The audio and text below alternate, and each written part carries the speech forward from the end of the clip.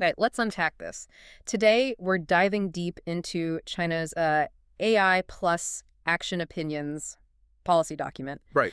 This thing just dropped last month, August 2025, and it's a strategic blueprint. They're aiming to make AI a fundamental national infrastructure. Yeah, like water or electricity. That's the analogy they seem to be pushing. Yeah. Exactly. And this isn't just some, vague tech announcement. It's a really detailed plan for the next decade, 2025 to 2035. hmm And it looks like it's poised to integrate AI deeply into, well, pretty much every part of society. So what does this really mean for everyone listening, and what surprising opportunities might this open up for you?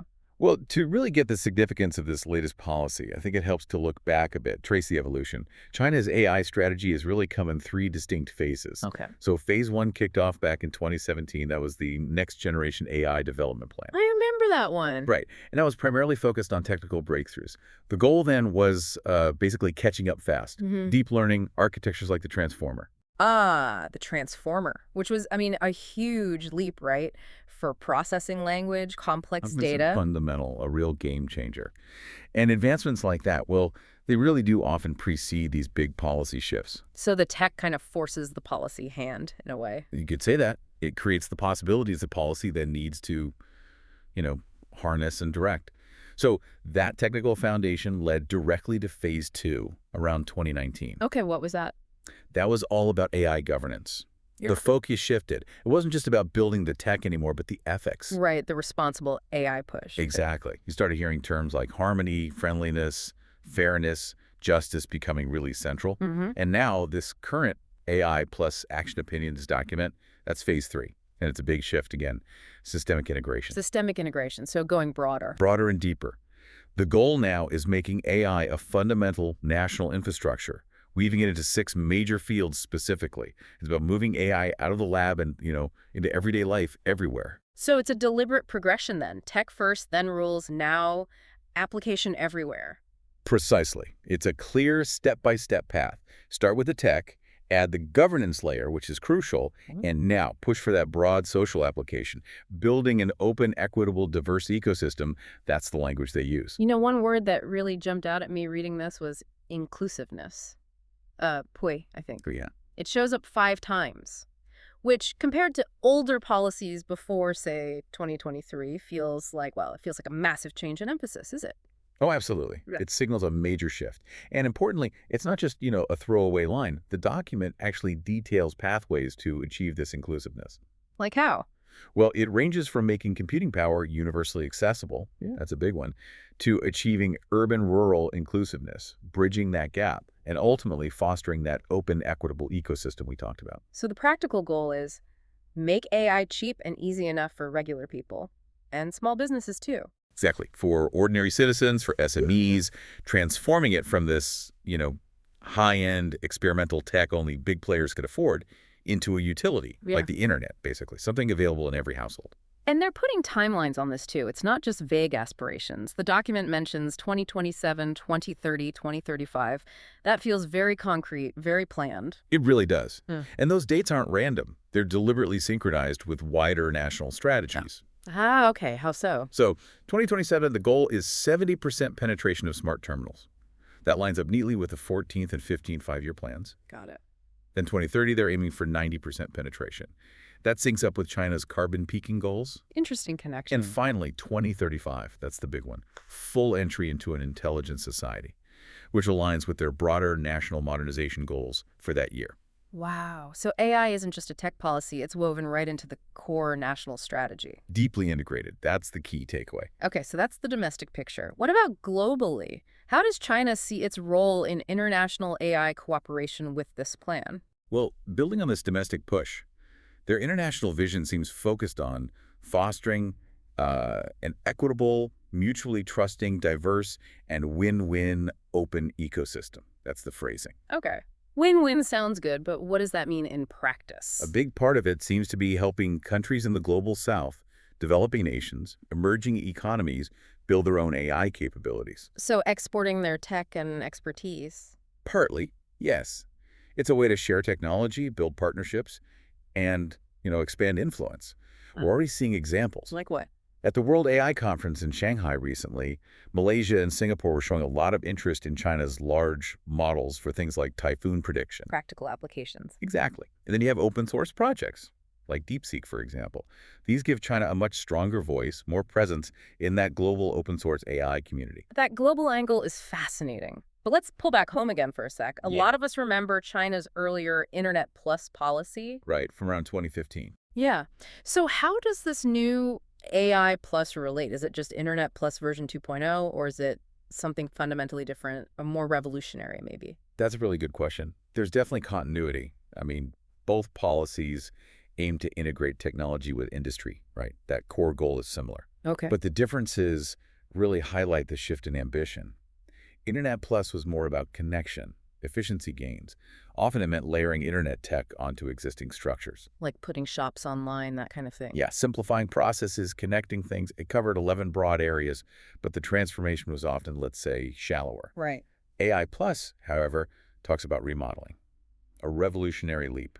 It's aiming for a fundamental change in how production happens, the relationships involved, so a much deeper impact. And it's more focused. You said 6 areas for AI Plus versus 11 for Internet Plus. Exactly.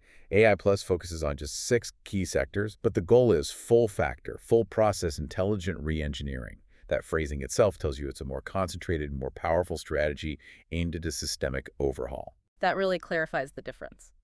So speaking of focus, the document puts AI plus scientific technology right at the top. Number 1, why?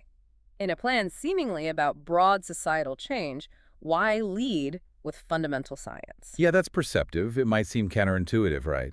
But the core objective there is accelerating the development and use of what they call scientific large models. Scientific large model, so AI for science itself. Precisely. Think AI models specifically trained for complex scientific tasks.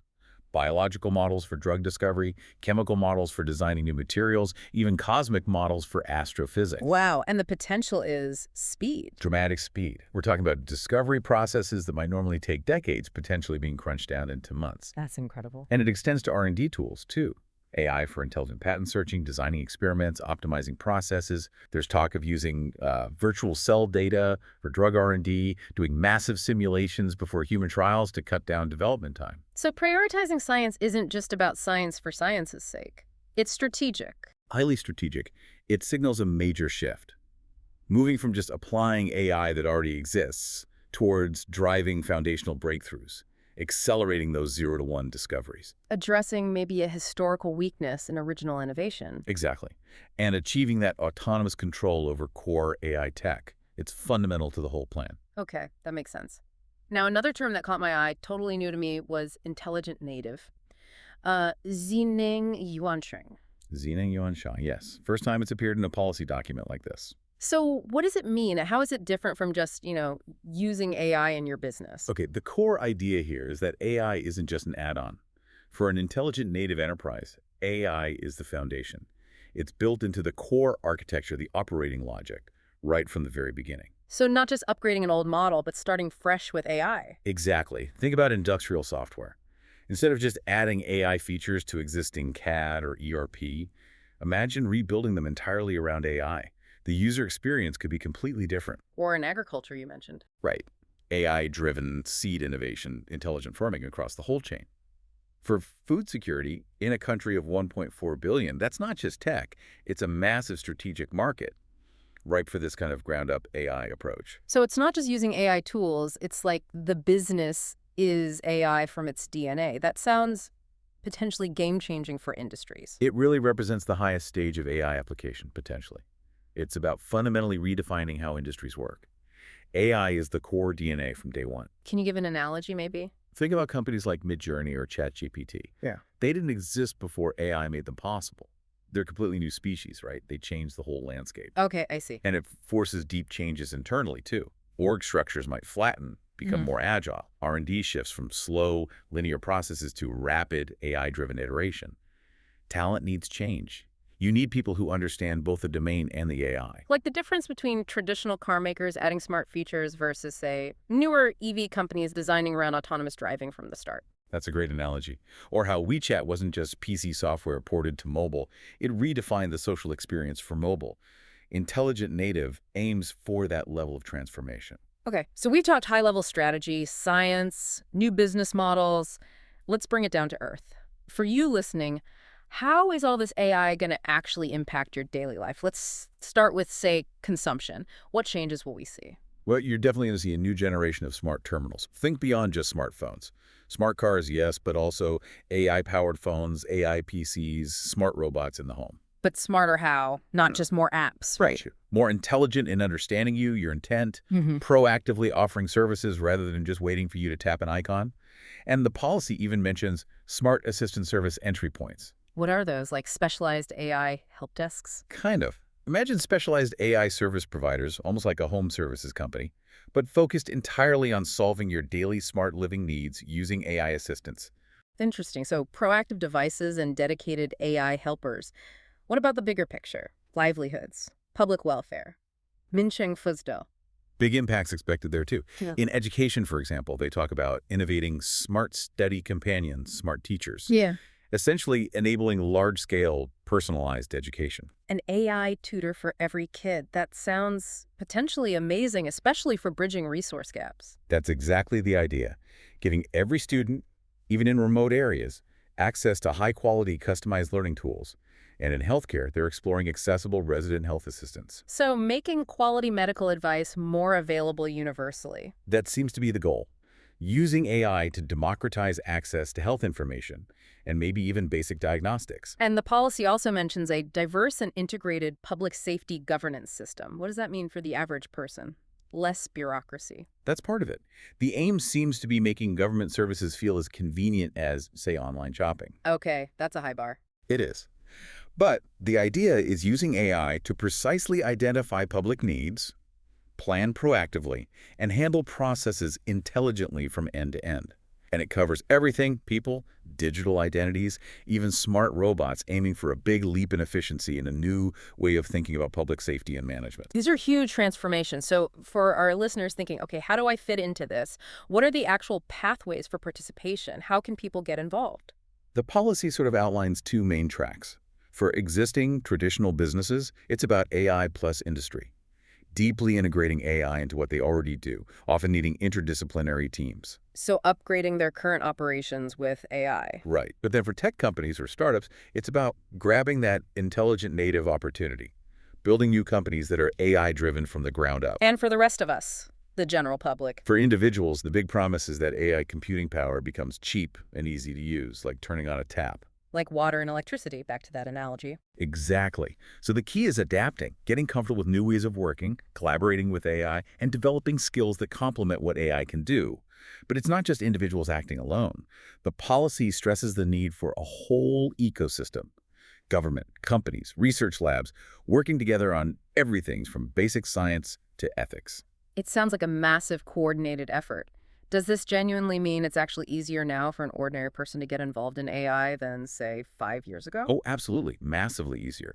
The barriers to entry have plummeted. Oh, so? Think about it. Not long ago, doing serious AI meant PhDs, expensive hardware, long computation times. Now, with open source models like DeepSeek or Tanguy Quanwen readily available, you could literally build and run useful AI applications on a decent laptop in minutes. So it's like the shift from needing to hand code websites in HTML to being able to use something like WordPress. That's a perfect analogy. It democratizes creation. Suddenly, many more people can build things, experiment, participate. That's really exciting. Can you share some examples, any real-world stories of ordinary people already jumping on this AI wave, maybe in ways we wouldn't expect? Yeah, there are some really inspiring ones starting to emerge. I heard about a sock seller in Yiwu Okay. who used AI tools to generate live streaming videos in multiple languages. Sold over 2 million orders in 3 months. Wow. Just using readily available AI. Apparently so. Or a farmer down in Guangxi who used AI video creation tools to make short clips about farming life. Got thousands of followers really quickly, became an e-commerce leader in their village. That's amazing. It's not just tech bros in big cities then. Not at all. We're seeing HR professionals building AI plugins to screen resumes better, leveraging their industry knowledge.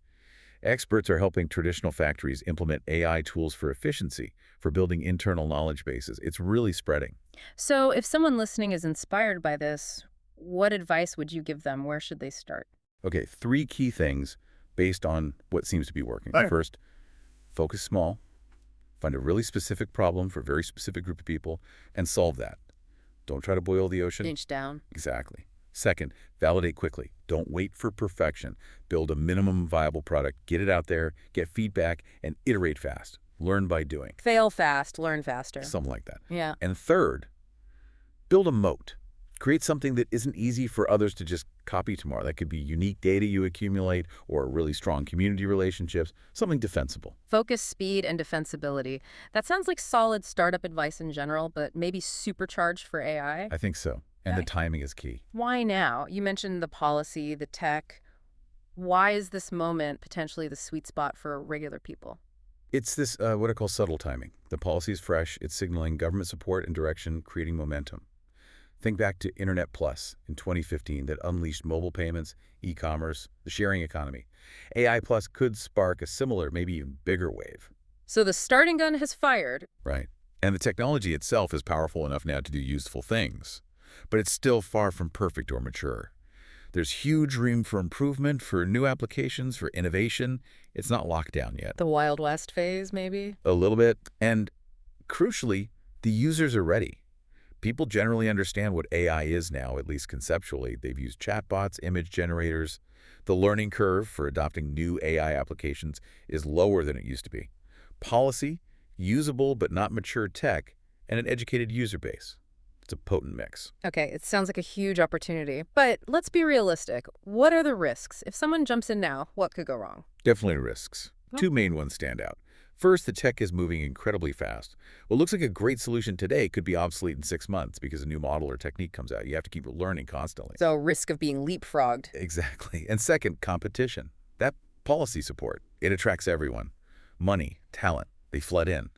So it looks like a wide-open blue ocean market today can become a hyper-competitive red ocean very, very quickly. Good points. So with those opportunities and risks in mind, any tailored advice for different groups, say students versus professionals or entrepreneurs versus investors? Sure. For students, start with the basics. Just learn what AI is, what it can actually do. Get that foundational literacy. It'll be essential. Makes sense. Professionals. Think integration. How can AI mesh with your current expertise? Can you use AI tools to make your job easier, more effective? Start there. Enhance your existing skills. Okay. Entrepreneurs. Study the policy closely. Where is the government putting its focus, its support?